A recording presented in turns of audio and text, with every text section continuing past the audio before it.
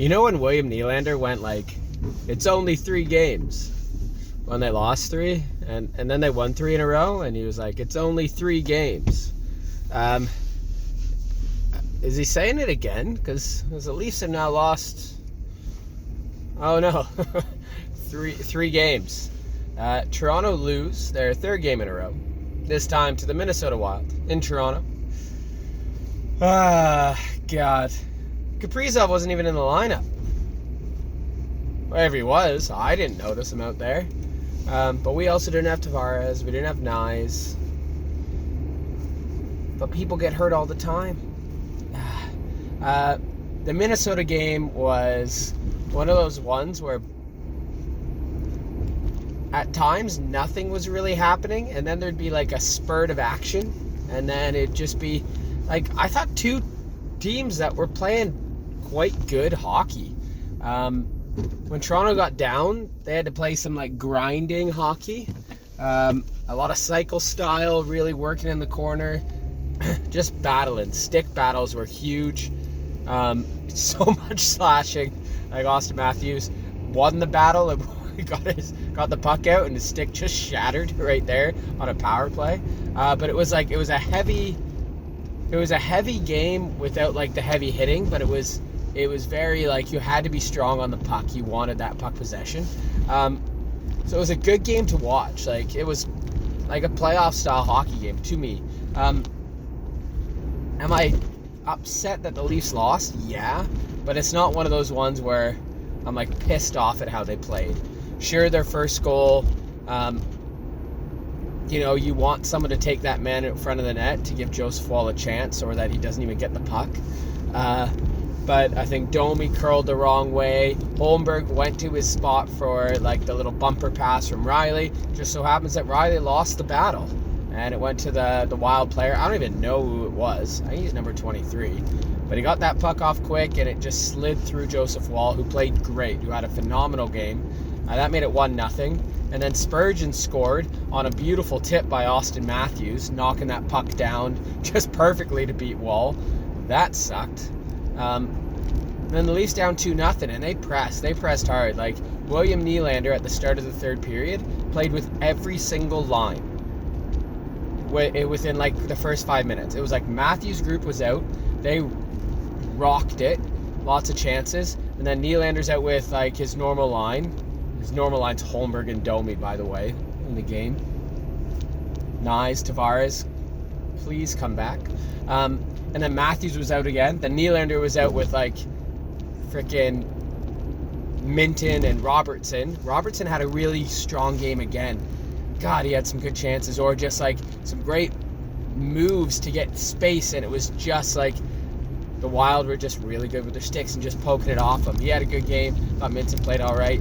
And then he was with like the 4th line and stuff, and they pressed and eventually Holmberg feeding it to Domi sliding into the zone, Holmberg beating his man to the corner, William Nylander getting lost between the D, and he tucks one in, and I think it was probably a similar play to the Wild's first goal, where you're like, okay, yeah, like you really wish, a guy took the man or got a stick in that in the passing lane for Holmberg. But at the same time, sometimes players just get open and they score, and that's what happened here. So it was 2-1, and the Leafs pressed. Robertson probably had, I think at one point he had like 4 shots on goal out of 5 attempts.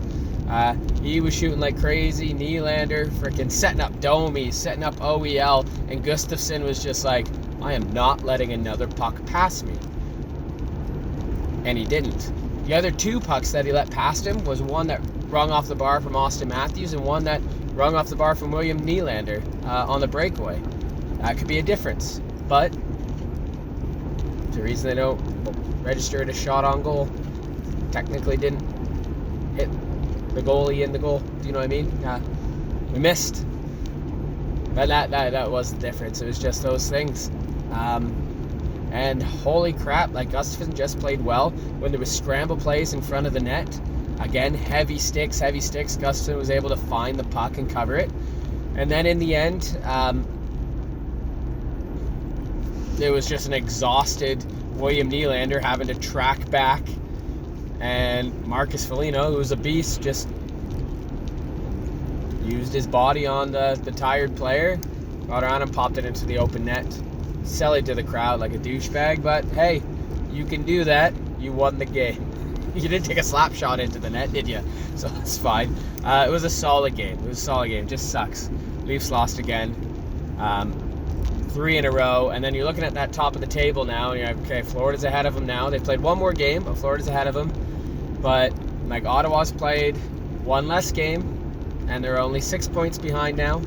And Bruins are there, and Tampa's there, and everyone's really, really close. Like Leafs can go on a little losing streak like this. I'd be fine with like a losing streak like this if they're playing good hockey, which I thought they played last night.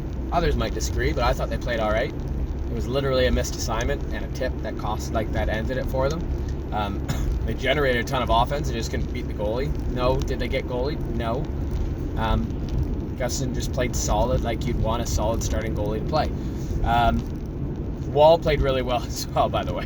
Those were the only 2 goals that went in on him. The one that was point blank in front of the net, and the other one tipped by his all-star, about to be second highest goal scorer of all time with his next goal. Do you know what I mean? For the Leafs franchise, that is. It happens. That like losing streak, playing good hockey. Like if they played like this the whole time, I'd be like, okay. Play the Oilers on Saturday though, so that'll be a game. It's one of those games where you're like, you know who we could really use? A Nazem Kadri to just be an a-hole on Connor McDavid. Yeah, that would be really nice. That's something. But yeah, I don't know. Comment down below what you thought of the game. For me, like I said, it was a good game. We were just in the losing end of it. Sometimes you feel better about... No, you always feel better about a win, but like I felt much worse than a loss, I'll tell you that. Also, before I go, comment down below if you see this. Did Jeff O'Neill talk about would the Leafs trade Riley for JT Miller? What are your thoughts on that? For me, in a frickin' heartbeat, yes, I would.